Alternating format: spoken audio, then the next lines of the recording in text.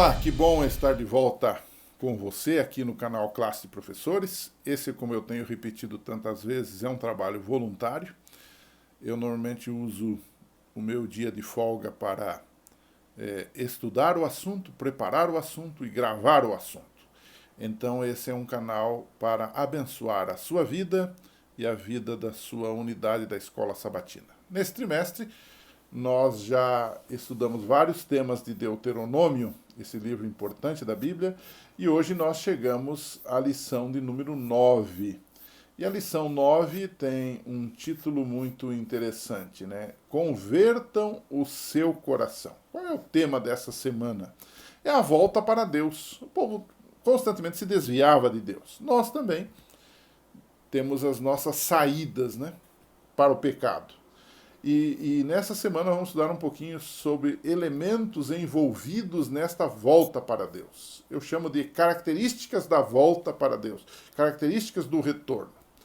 Em primeiro lugar, Deus chama, mas o atendimento do chamado depende de nós.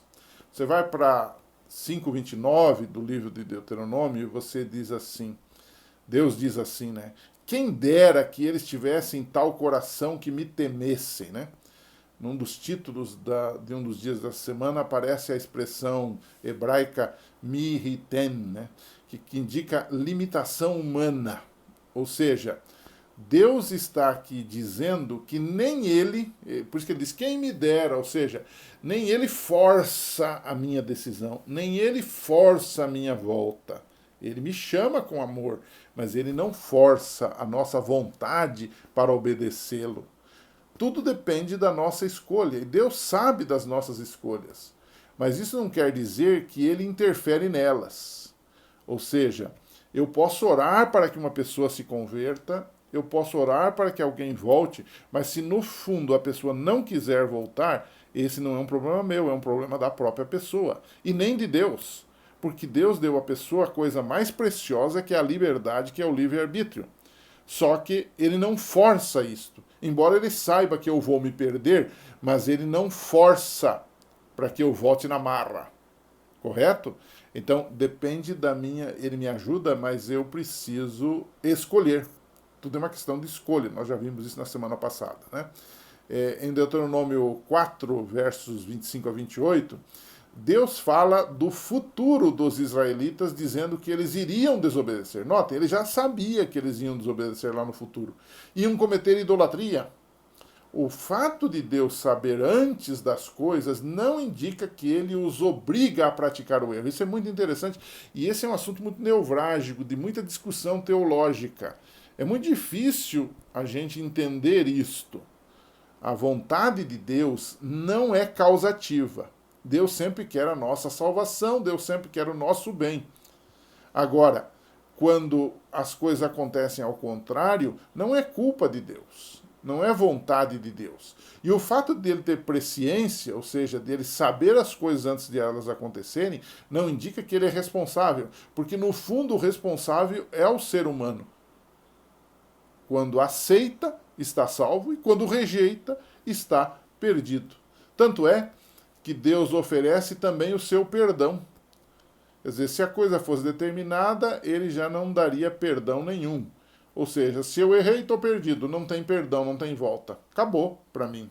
Não, ele oferece o seu perdão.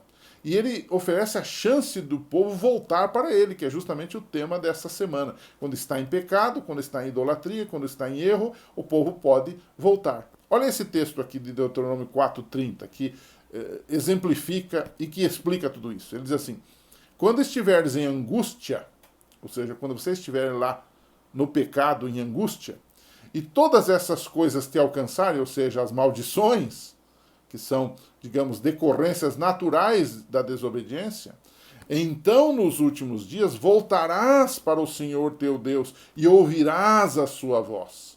Ou seja, isso é um ato de Deus dizendo, olha, vocês podem voltar, eu vou perdoar, eu vou abençoar vocês. Cada escolha corresponde a consequências também, tanto no Velho quanto no Novo Testamento.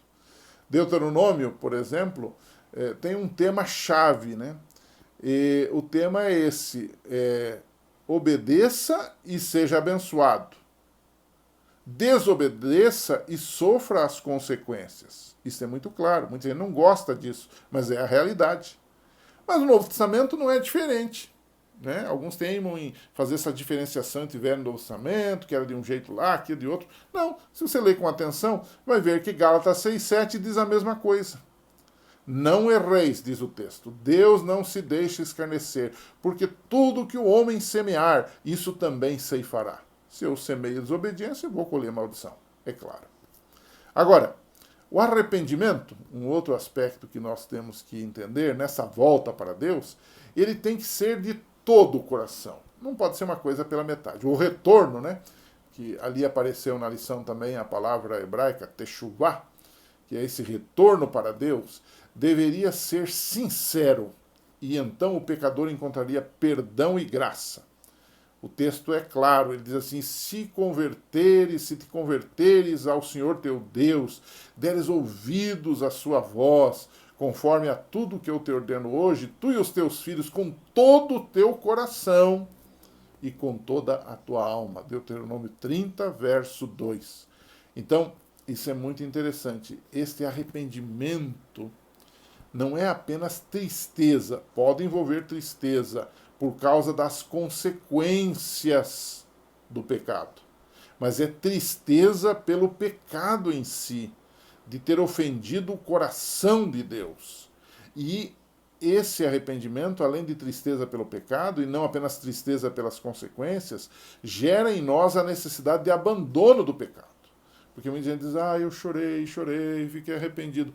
Mas ele gostou do pecado. E ele está chorando por causa das consequências, daquilo que vem contra ele. Mas não está chorando por causa do pecado em si. Deus quer que você sinta tristeza, que eu sinta tristeza, pelo pecado em si, porque o pecado é rebelião contra Deus. Porque nós machucamos o coração daquele que mais nos ama, que é o nosso Deus.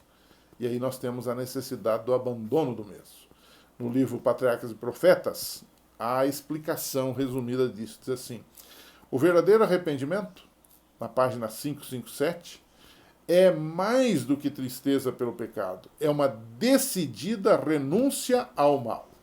Por esta razão, tanto João Batista quanto Jesus começaram o seu ministério falando do quê? Chamando o povo ao arrependimento. A volta para Deus começa com o arrependimento.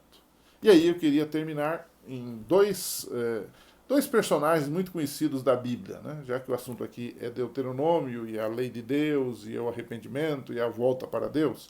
É interessante a gente pensar nisso. Você lembra de Judas, aquele discípulo de Jesus? E você, naturalmente, lembra de Pedro também, né? Qual foi a diferença entre esses dois? Uma boa pergunta para fazer para a nossa classe. Ambos pecaram. Um negou e outro traiu Jesus. Ambos tinham a oportunidade de se arrependerem. Ambos podiam ser perdoados. Mas por que só Pedro foi perdoado? E por que Judas, embora Jesus tivesse disposição para perdoá-lo, ele finalmente morreu de forma desgraçada? Por que isso aconteceu? Judas, a Bíblia nos dá a entender isto, ele se entristeceu por causa das consequências do pecado. Ele disse: eu traí, olha, eu não devia ter feito isso, foi uma estratégia errada da minha parte.